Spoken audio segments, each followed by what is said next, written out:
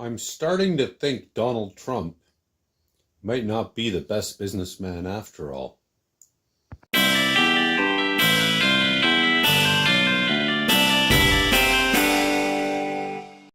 So, what caused the complete embarrassment and destruction of the United States?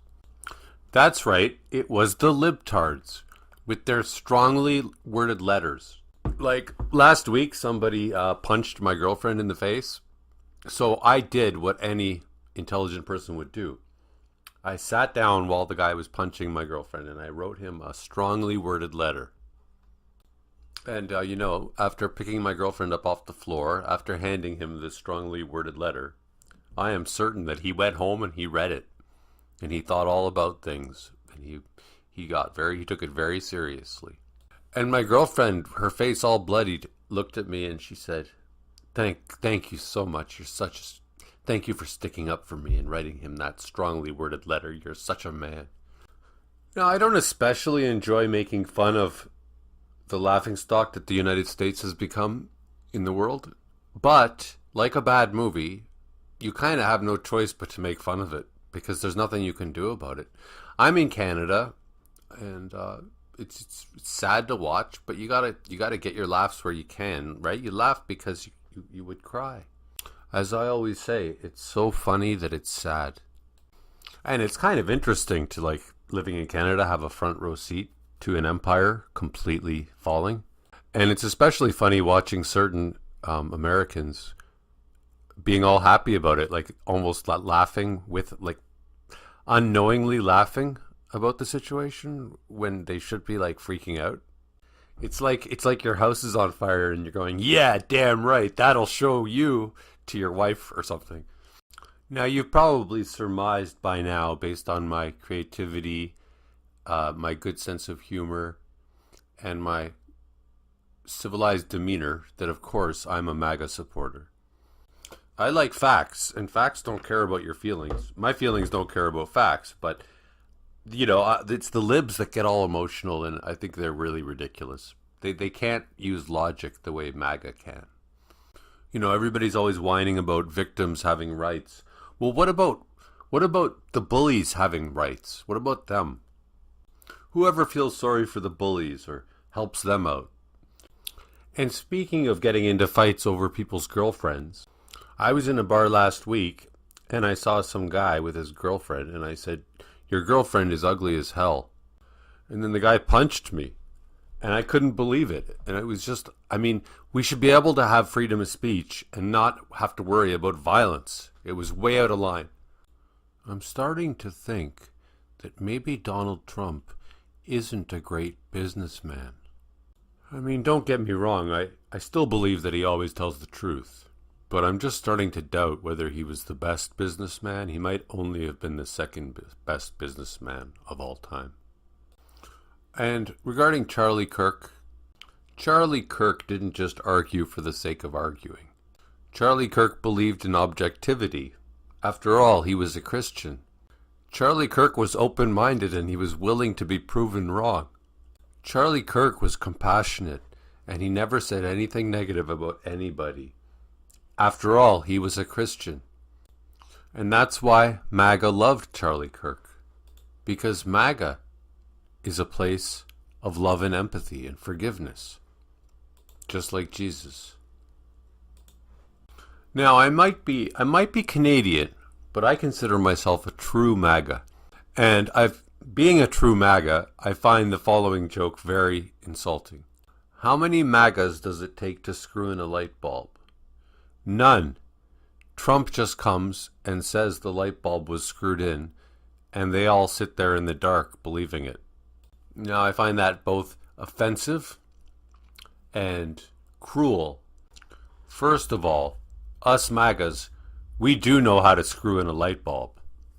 I've done it before and I'm good at it. Secondly, if Trump said the light bulb had been changed and it was still dark, well, obviously he would have been told that by someone else, so it wouldn't be his fault. Somebody messed with the message. Fake news was impersonating him.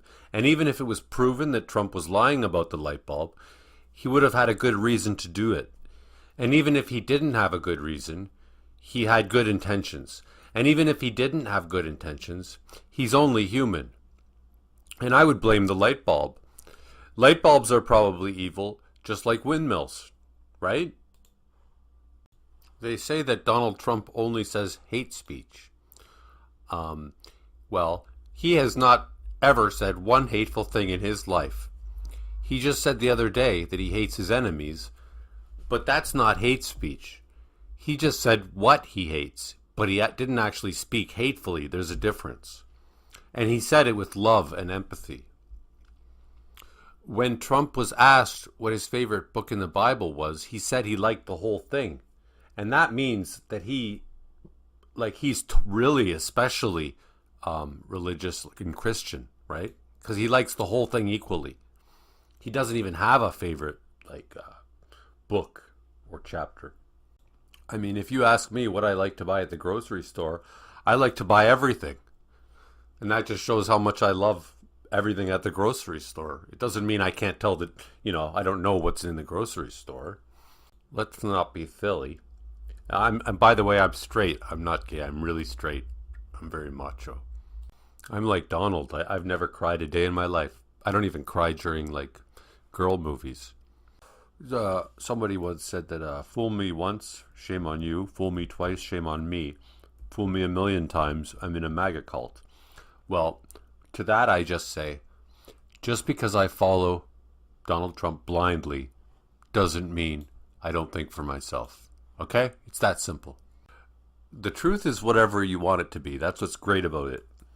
And facts don't care about your feelings. They care about mine. People say it's weird how the Republican, every time they have a convention, the gay dating site, Grindr, always crashes. Well, that's a coincidence. Just because one thing happens doesn't mean it caused the other thing. Everybody knows that. That's fallacious. Anyhow, United States of America, I'm rooting for you. You go, girl. Sometimes you have to destroy something in order to rebuild it all over again. Build it better. Build back better. Oh wait, that was that horrible guy Biden. No, we're talking about the wonderful MAGA thing that's going on. Yeah. So just because your country's being completely demolished doesn't mean it's not in the process of like a caterpillar in a cocoon. It's going to come out a beautiful butterfly. And if there's anybody who can fix your country, I'll tell you who it is. It's this guy, the second guy from the left, not the third guy from the left. The former game show host. He will fix the country. This guy, yeah. The guy on the right, that looks a bit like a turkey. He's going to fix everything. The third from the left, or the second from the right, he's going to solve everything because he has the solution. He knows all the good. He knows the best facts. And it's just going to be such a beautiful country, and I can't wait to go there again one day. And Democrats, come on.